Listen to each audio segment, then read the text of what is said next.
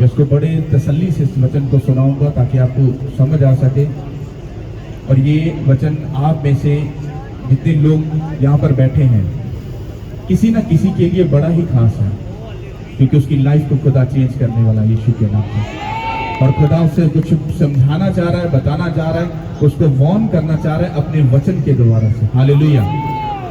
अपने हाथों को हिलाओ और बोलो थैंक यू जीसस। अपने हाथों को हिलाओ और बोलो थैंक यू जीसस। अपने हाथों को हिलाओ और बोलो थैंक यू जीसस। अपने हाथों को हिलाओ और बोलो थैंक यू जीसस।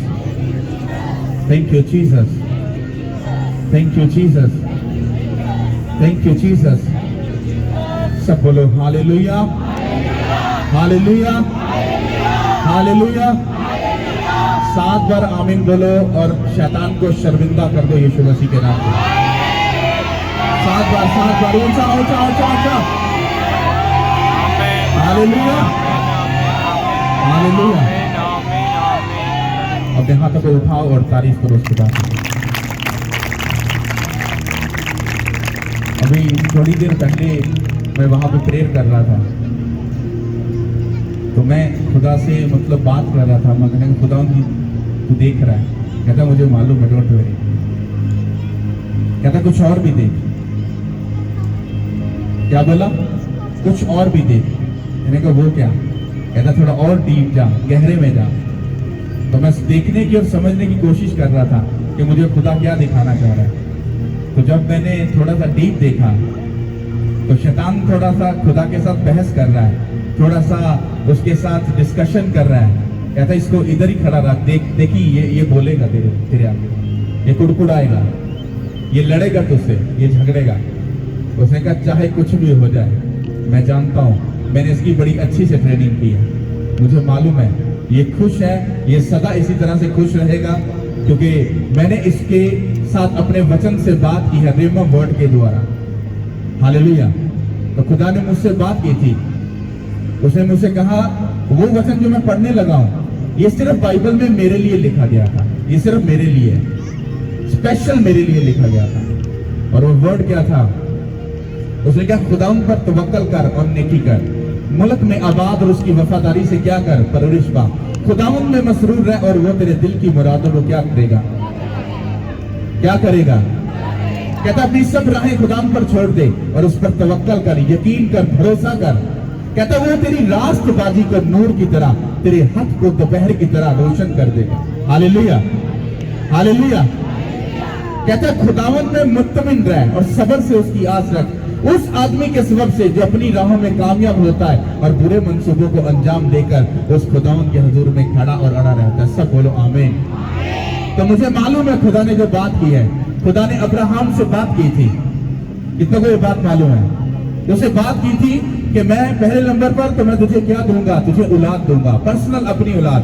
तो तेरे सुल्ब से, मतलब तेरे बीच में से वो पैदा होगी, वो औलाद मैं तुझे दूंगा। फिर उसने कहा कि मैं तुझे नस्ल को मैं वो कनान शहर दूंगा। तो बाइबल को जब हम गहराई के साथ स्टडी करते हैं तो बाइबल ये कहती है कि वो वादा 25 साल के बाद पूरा हुआ था। कितना को ये बात मालूम है? कितने साल के बाद? कितने साल के बाद? तो इसका मतलब हुआ कि जो अब्राहम की कॉलिंग थी वो अपनी कॉलिंग पर खड़ा और अड़ा रहा। उसको मालूम था अगर मैं खुदा की बात का भरोसा करूंगा तो मैं कभी शर्मिंदा ना होऊंगा। और वो खड़ा रहा, अड़ा रहा, उसने वेट किया। और एक ऐसा टाइम आया, खुदा ने उसे औलाद भी दी, उसे ऊंचा भी किया और बाइबल मुकद्दस में उसको एक बड़ा ऊंचा ओहदा दिया। ईमानदारों का क्या गिना गया? वो बाप गिना गया। हालेलुया। तो लाइफ में कुछ भी जो आप करते हो, कुछ भी जो आप करते हो, उसके लिए आपको प्राइस पे करनी पड़ती है। प्राइस पैसा नहीं, प्राइस का मतलब होता है वक्त, टाइम, सैक्रिफाइस करना अपनी बॉडी का। फास्टिंग में जाना, प्रेयर में जाना, तुम्हारे प्रेयर का टाइम है और तुम्हारा रिश्तेदार या कोई भी तुम्हें कॉल कर रहा है, पर तुम बोले नो मेरे प्रेयर का टाइम है, प्रेयर मैं खुदाउन को अपना वक्त दूंगा, अपना टाइम दूंगा। तुम्हारी फास्टिंग का टाइम है, तुम खुदाउन को वो टाइम दे रहे हो और तुम सब चीजों में खुदा के साथ सीरियस हो और तुम खड़े और अड़े हो। और एक वक्त ऐसा आएगा तुम्हारी खुशियों को देखकर, तुम्हारी ऊंचाई को देखकर, तुम्हारा रिश्तेदार, तुम्हारा पड़ोसी तुम्हारे दोस्त वो तुम्हारी खुशी को वो सेलिब्रेशन करेंगे और वो जान जाएंगे कि सच्चे खुदा के हुजूर में खड़े और अड़े रहो तो वो तुम्हें दुनिया की ऊंचाई पर लेकर ही जाएगा यीशु के नाम के वसीला से। हालेलुया।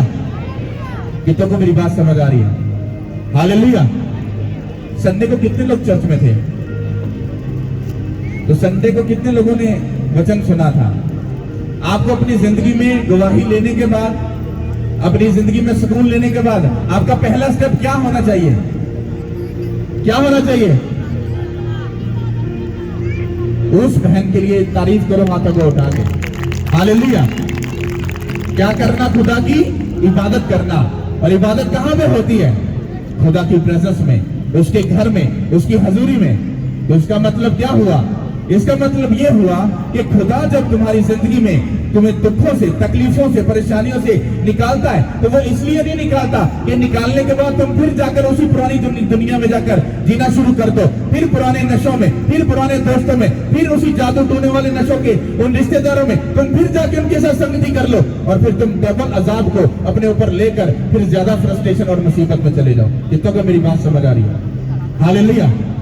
तो खुदा तुम्हें हीलिंग क्यों देता है? छुटकारा क्यों देता है? ताकि तुम दूसरी चीजों से डिस्कनेक्ट होकर, दूसरे कामों से डिस्कनेक्ट होकर तुम उसके घर में, उसकी प्रेजेंस में खड़े और अड़े रहकर तुम उसको प्रूफ दिला सको कि अब चाहे कुछ भी हो जाए मैं तेरे साथ वफादार रहूंगा, मैं तेरे साथ वफादारी के साथ जिंदगी गुजारूंगा, चाहे कुछ भी हो जाए।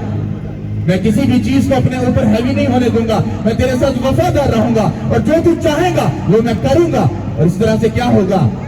आप उसकी प्रेजेंस में खड़े और अड़े रहते हो और वो आपको सिखाता है, समझाता है और आपको बहुत सारी चीजें आपकी जिंदगी में जो शैतान ने रोकी होती है वो आपको ब्लेसिंग वो क्या करता है? वो देता है। हालेलुया।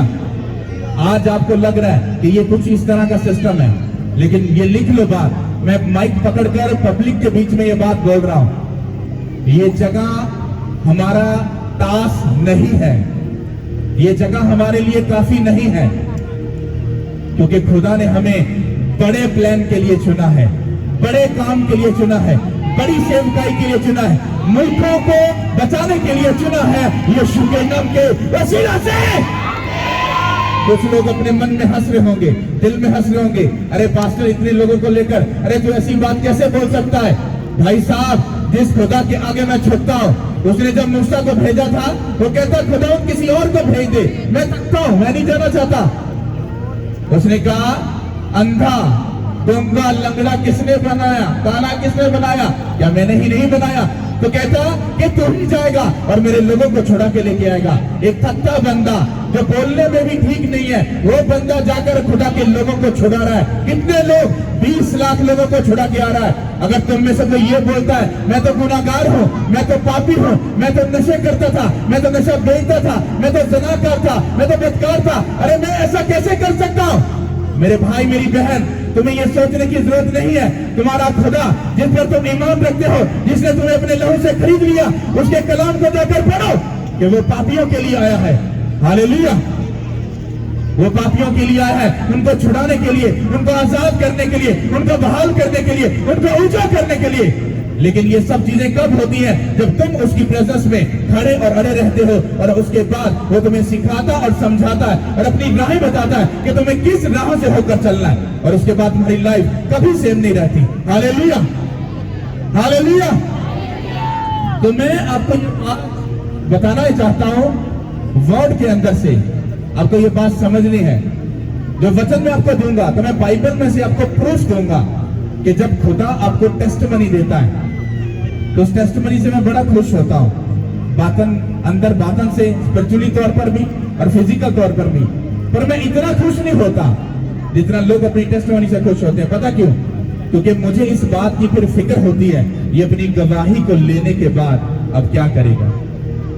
तो मुझे फिक्र होती है कि ये गवाही को लेने के बाद क्या करेगा, इसका छुटकारा होने के बाद ये क्या करेगा, ये डिलीवरेंस को लेने के बाद ये क्या करेगा। क्योंकि डर इस बात का होता है, क्योंकि जब हम लोग बड़े सुकून की जिंदगी में आ जाते हैं। उसके बाद हमारे रिश्तेदार भी हमें याद आ जाते हैं, हमारे दोस्त भी याद आ जाते हैं, मेके भी याद आ जाते हैं, फिर जो शौहर होता है उसको अपने रिश्तेदार भी याद आ जाते हैं। तो बड़ी बहुत कुछ याद आना शुरू हो जाता है। पर हम ये भूल जाते हैं कि जब तुम दुख में थे, तकलीफ में थे, बीमारी में थे, परेशानी में थे, तो सबने तुमसे मुंह फेर लिया था। बस उस जिंदा खुदा ने तुम्हें मुंह लगाया, तुम्हें बचाया, तुम्हें छुड़ाया। तो इसके बाद फिर क्या बनता है कि तुम उसकी प्रेजेंस में खड़े और अड़े रहो। संडे को उसको बोलो कि भाई साहब सॉरी टू से मैं आपको नहीं मिल सकता। भाई साहब क्यों नहीं मिल सकते? मैं खुदा के घर में जाना मुझे, क्योंकि मुझे उसने आजाद किया, मुझे छुड़ाया, मुझे बचाया उसने। अरे कोई बात नहीं, एक संडे नहीं जाओगे तो क्या हो जाएगा? उसे तो मैं एक संडे तुझे नहीं मिलूंगा तो मुझे कुछ नहीं फर्क पड़ेगा। पर अगर मैं खुदा के घर में ना गया तो मेरी जिंदगी में बहुत बड़ा तूफान आ जाएगा। हालेलुया। उसी रिश्तेदार को बोलो, अगर वो तुम्हें संडे को बोल रहा है, अगर तुम्हारा बॉस संडे को बोल रहा है कि तुझे मैं 2 पैसे ज्यादा दे दूंगा, तुझे ये खुशी दे दूंगा, तुझे ये अपॉर्चुनिटी दे दूंगा, उसको बोलो बॉस नो, ऐसा नहीं हो सकता, मुझे उसकी प्रेजेंस में जाना है। क्योंकि अगर मैं उसकी प्रेजेंस में रहूंगा तो तू भी मुझसे प्यार करेगा और तू भी मुझे नेक्स्ट लेवल पर जाने के लिए मुझे सरफराज करेगा। क्यों? क्योंकि खुदा तुझको हुक्म करेगा। हालेलुया। बाइबल कहती है जिन चीजों को तुम मेरे लिए क्या करोगे, खो दोगे, तुम उसको खोगे नहीं, बल्कि क्या करोगे, तुम उसको पालोगे। Hallelujah, hallelujah. तो अपनी बाइबल निकालो, वचन में से बड़ी गहरी बात को सुनो, तुम्हें समझ आएगी कि गवाही को लेने के बाद तुम्हारी जिंदगी में कितना खास है खुदा के साथ जुड़े रहना। वरना जिंदगी कैसे तमाशा बन जाती है इंसान को मालूम भी नहीं पड़ता। हालेलुया। ओके, पढ़ेंगे खरूज 15 और उसकी 19 आयत से हम पढ़ेंगे। हालेलुया। खुदावंद के पाक कलाम में से खरूज की किताब, ये बाइबल मुकद्दस की दूसरी किताब है पैदाइश के बाद, उसका 15 बाब 19 से याद से पढ़ेंगे। इस गीत का सबब यह था कि फरौन के सवार घोड़ों और रथों समेत समंदर में गिरे और खुदावंद समंदर के पानी को उन पर लौटा लाया। लेकिन बनी इस्राएल समंदर के बीच में से खुशक जमीन पर चलकर निकल गए।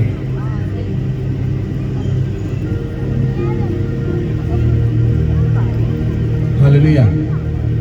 कितनों को समझ है इस बात में? यहां पर बात हो रही है मरियम की। किसकी बहन थी मरियम? किसकी बहन थी? हारून की भी बहन थी। पूरा पढ़ते हैं। हालेलुया। यहां पर लिखा हारून की बहन मरियम ने ये गीत गाया। गीत क्या गाया था? अब बाइबल कहती है कि जब खुदा ने मूसा को कहा कि मेरे लोगों को छुड़ा के ला, तो बाइबल ये कहती कि मूसा जब मिस्र में से खुदा के लोगों को, बनी इस्राएल को छुड़ाकर जब लेकर आया, तो समंदर जब 2 हिस्से हुआ, जब वो बाहर निकल गए तो उन्होंने मिस्रियों को जब समंदर में मरते हुए देखा तो उनके दिल में से वो डर निकल गया कि अब ये जो मिस्री हैं वो हमें कभी भी पकड़ने ना पाएंगे, क्योंकि अब हम सही तरीके से छुड़ा दिए गए हैं। तो बाइबल कहती है उसके बाद जब वो थोड़ा सा आगे गए, जब वो आगे गए तो बाइबल ये कहती है कि हारून की जो बहन मरियम थी, उसने ये गीत गाया खुदा के हजूर में, खुशी से गाते हुए, नाचते हुए, तब बजाते हुए उन्होंने खुशी मनाई कि खुदा ने हमें क्या दिया? छुटकारा दिया। हमारी रसवालियां गायब होगी, जादू टूने टूट गए, मेरा घर बहाल हो गया, मेरे बच्चे ब्लेस हो गए, मेरी फैमिली अच्छी होगी, मेरा फाइनेंस बहाल हो गया। तो वो ऊंची ऊंची गा रहे थे। इसका मतलब क्या हुआ? जब आप लोगों की जिंदगी में छुटकारा आता है, आपकी जिंदगी में हीलिंग आती है, तो आप लोग बड़े खुश होते हो, बड़ी खुशियां मनाते हो, फिर मजमे पे आकर उस बात की गवाही देते हो कि खुदा ने हमें छुड़ाया, हमें आजाद किया, हमें बहाल किया, हमें ऊंचा किया। और लोग आपकी गवाही को देखकर बड़े खुश होते हैं, बड़े इंप्रेस होते हैं। लेकिन मैंने आपको अभी थोड़ी देर पहले एक बात बोली है, क्या?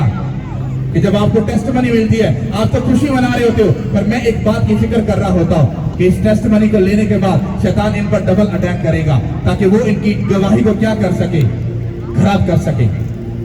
जब बनी इस्राएल जब आगे निकल गए तो वो जब खुशी मना रहे थे, तो यहाँ पर बड़ा बाइबल बता रही है कि उन्होंने स्पिरिचुअल गीत गाया और खुदा के हजूर में खुदा को थैंक्स किया कि खुदा तेरा शुक्र करते हैं कि तूने हमें 400 साल की गुलामी से छुड़ाकर आजाद किया, हमें बहाल किया, ऊंचा किया, ब्लेस किया। हम तेरा थैंक्स करते हैं, तेरी शुक्रगुजारी करते हैं। और बड़ी खुशी हुई।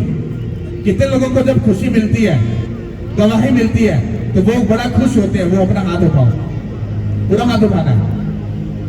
तो यहां तक बात समझ आ गई कि बनी इसराइल को भी गवाही मिली, वो गुलामी के घर से आजाद हुए और खुदा ने उनको खुशी दी, उनको बहुत बड़ी टेस्टमनी मिली थी। हालेलुया। तो तुमको भी टेस्टमनी मिल गई।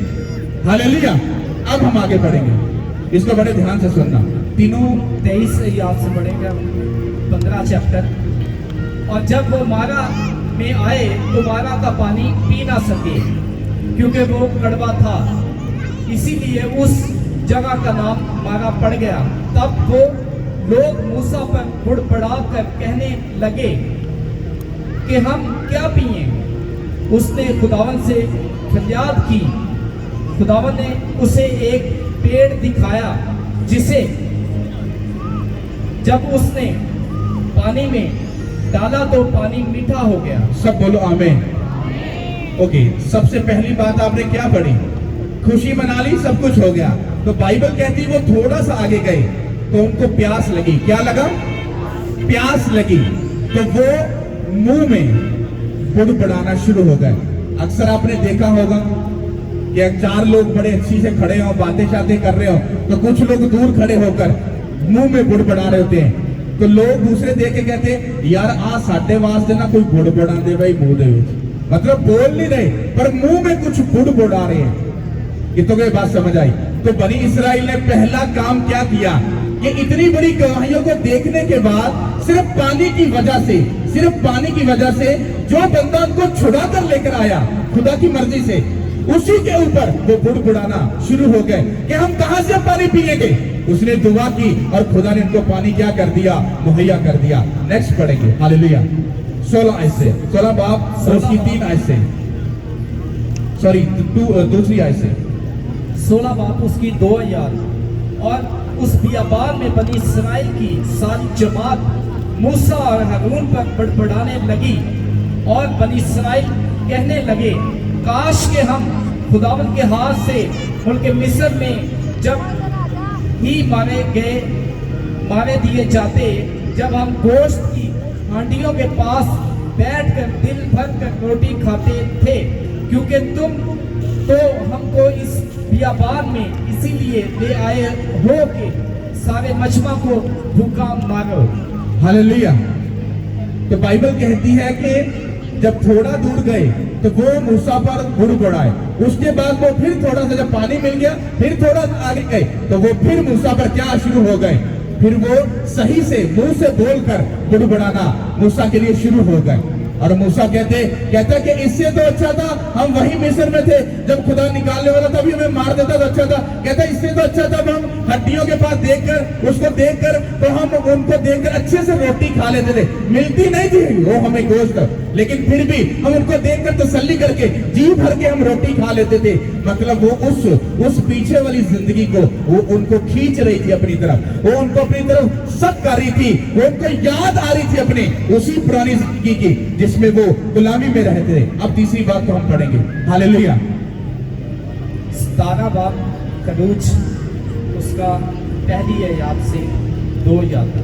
फिर बनी इसराइल की सारी जमात सीन के बियाबान से चली और खुदावन के हुक्म के मुताबिक सफर करती हुई रफीम में आकर डेरा किया। वहां उन लोगों के पीने को पानी ना मिला। वहां वो लोग मूसा से झगड़ा करके कहने लगे कि हमको पीने को पानी दे। मूसा ने उनसे कहा कि तुम मुझसे क्यों झगड़ते हो और खुदावन को क्यों आजमाते हो। हालेलुया। वहां उन लोगों को बड़ी प्यास लगी, सो वो लोग मूसा से बड़बड़ाने लगे और कहने कहा कि तू हमको और हमारे बच्चों और चपाहों को प्यासा मारने के लिए हमें हम लोगों को क्यों मुल्क के मिस्र से निकाल लाया। सब बोलो आमीन। अब बड़े ध्यान से सुनना। अब मैं आपको क्या बताना चाह रहा हूं।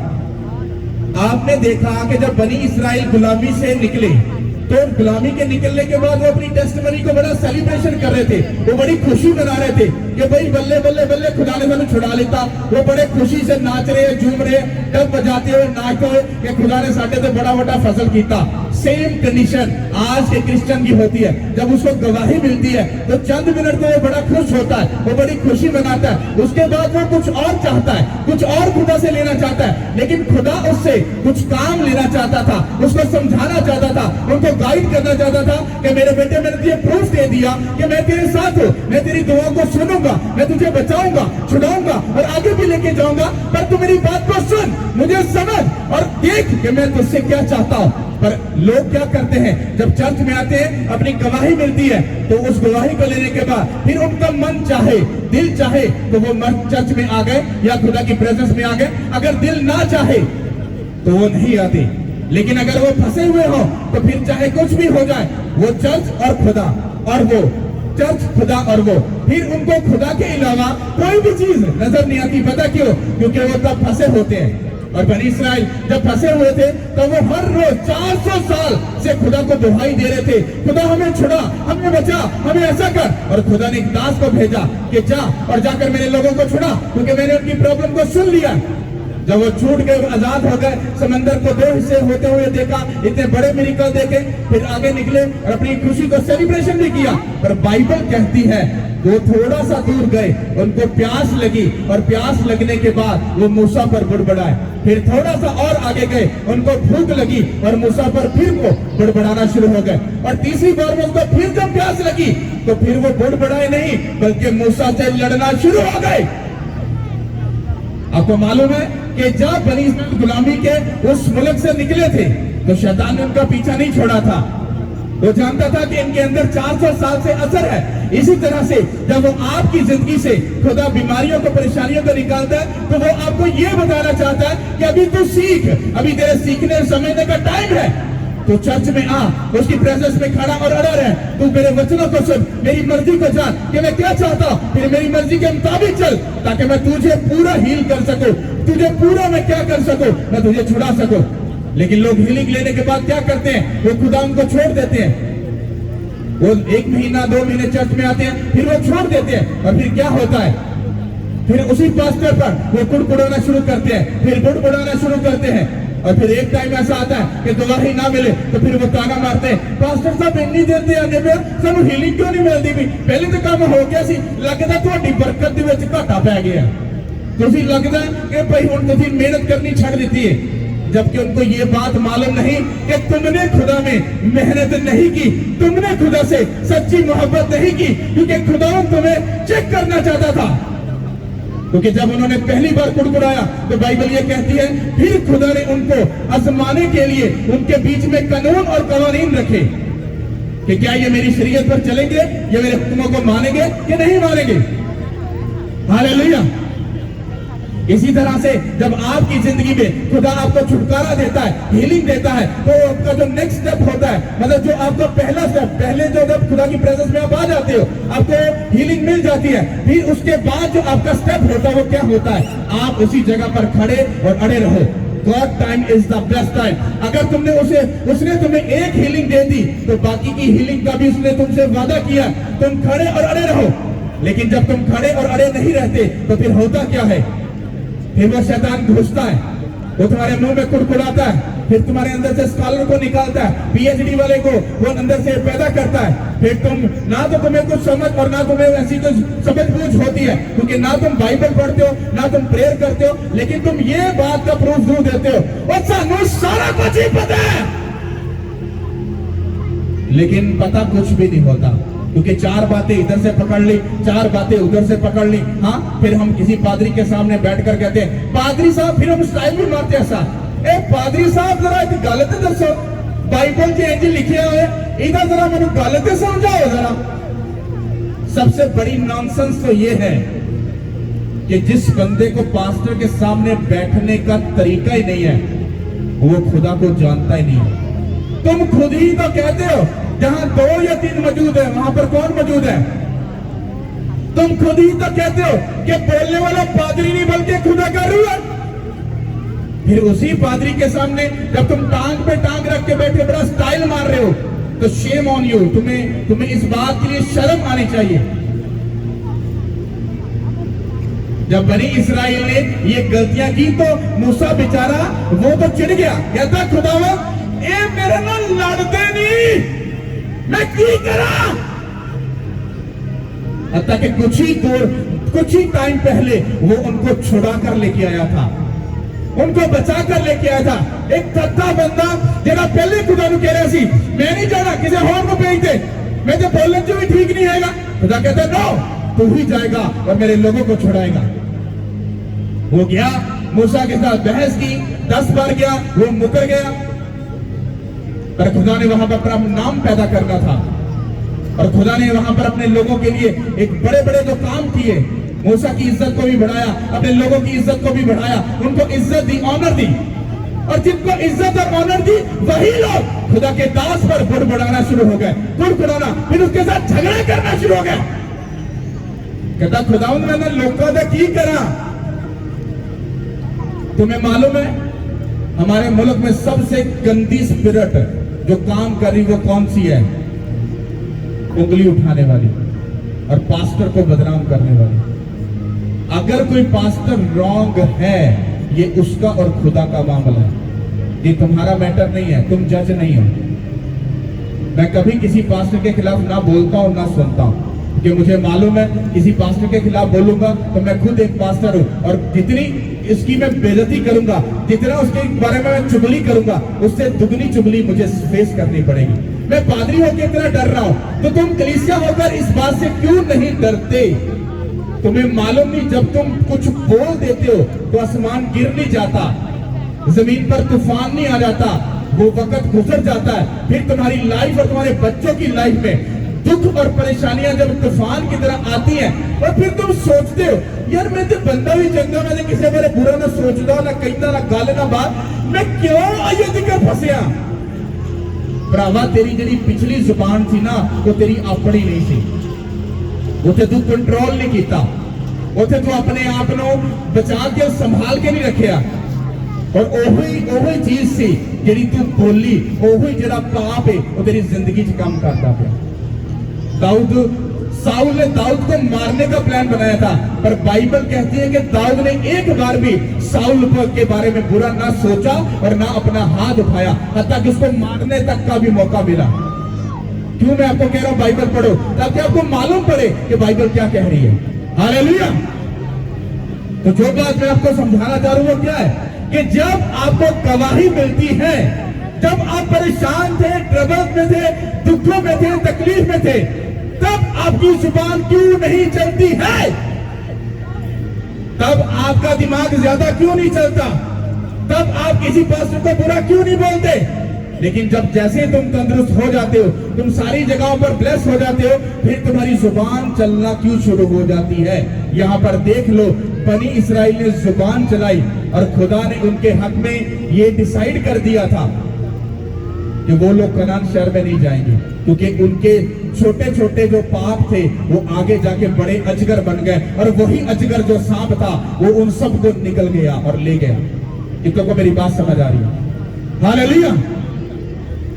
तो इसी तरह से आपको ये बात याद रखनी है कि जब आपको गवाही मिलती है तो वो आपको एक निशानी मिलती है कि अब तू अब इस जगह पर खड़ा और अड़ा रहे। जब तू अड़ा रहेगा तो फिर तू हर रोज जब वचन को सुनेगा तो तेरे लिए जब प्रेयर होगी तो तेरी जिंदगी के हालात चेंज होंगे, तेरी सोच, तेरे ख्याल चेंज होगा और खुदा तुझे ब्लेस करता जाएगा और तेरे दुश्मनों को तुझसे दूर करता जाएगा और जो तेरे हक में बुरे हैं उनको तेरी जिंदगी से दूर करता जाएगा। कितनों को मेरी बात समझ आ रही है? हालेलुया। लेकिन हम जल्दी जल्दी में बस गवाही मिले तो पापा भाई हम जाके फिर अपने रिश्तेदार नशइया सारे इकट्ठे कमाना, फिर जाके आप आकी करिए, अपनी संगति करिए, क्योंकि सानू चैन ते आंदा नहीं। बनी इस्राइल ने क्या किया?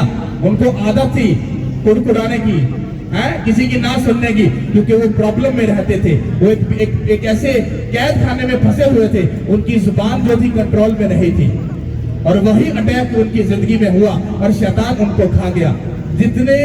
जिन लोगों को छुड़ाने के लिए खुदा ने 400 साल का प्लान रखा था कि इनको मैं छुड़ाऊंगा, इनको बचाऊंगा, इनको उस बेस्ट मुल्क में भेजूंगा, सोचो वही लोगों ने गलती करके अपने आप को क्या कर दिया? खाक में मिला दिया। और बाइबल ये कहती है कि जितने लोग बनी इस्राइल जो मिस्र की गुलामी से निकले थे उनमें से सिर्फ चंद लोग थे वो और उनकी जो नस्ल थी वो आगे गई थी, बाकी सब लोग मार दिए गए थे। और 40 साल तक वो बियाबान में फिरते रहे, इधरों को मुझे ही पहुंचन दे बाद जो आके फिर उसी जगह उठी है गया। ऐसी क्रिश्चियन लाइफ लोगों की होती है। जब गवाही मिलती है तो पाइया अपने आप तो बाहर बड़े चौड़ी बन के पाइया फिरते रहे, हाँ बल्ले बल्ले आप सट्टे चक देंगे, घूम घुमा के महीने बाद फिर उठी आ गए थे, हाँ मैं तो यही उठी ही हाँ, सैलरी मेरी है भी 20,000 रुपये, सैलरी की समझ नहीं लगती जाती कितने, मेरे बच्चे क्यों बीमार हो जाते हैं यार, मैं अगे क्यों नहीं बढ़ता पाया, जिंदगी अगे क्यों नहीं जाती पई। वो ऐसे ही है, तुम घूम कर फिर उसी जगह पर, घूम कर उसी जगह पर। लेकिन अगर तुम खुदावन के प्लान को समझो तो अगर वो तुम्हारे लिए समंदर को चीर सकता है तो वो तुम्हें राइट प्लेस पर भी पहुंचाने की कुदरत रखता है। Hallelujah, hallelujah. तो तुम्हें छुड़ा रहना, वो तुम्हें और तुम्हारे बच्चों को बचाकर तुम्हें बेस्ट जिंदगी देने का वादा करता है। लेकिन जब तुम अपनी जुबान को और तुम खड़े और अड़े नहीं रहते, और वही जिंदगी फिर तुम्हारे लिए क्या बन जाती है, धंधा बन जाती है। कितनों को मेरी बात समझ आ रही है? हालेलुया।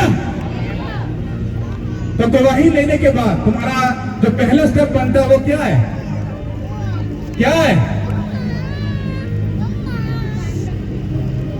तो मैं देसी तरीके ना समझा रहा, मुझे लग रहा तुमको तुम्हारे ऐसे ऊपर से गुजर गई आपू समंदर ना कुजे च पा लेना छोटा है करके, तुम समझ आ जाएगी।